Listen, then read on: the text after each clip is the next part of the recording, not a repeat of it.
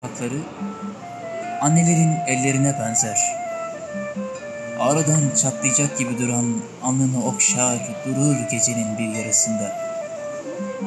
Annelerin duası varsa şehirlerin de duası vardı mırıldanıp durdu.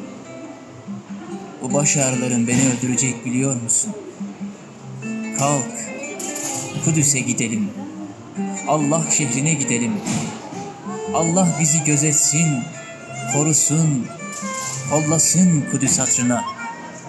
Kalbimizin ağrısı, başımızın ağrısı, ruhumuzun ağrısı hafiflesin şehre yaklaştıkça. Tarhana çorbası içer gibi içimize çekelim. Gökyüzünde yaratılıp yeryüzüne indirilen bu şehrin sokaklarını. Kudüs'ün bulutlarından tesbih yapıp Subhanallah çekelim.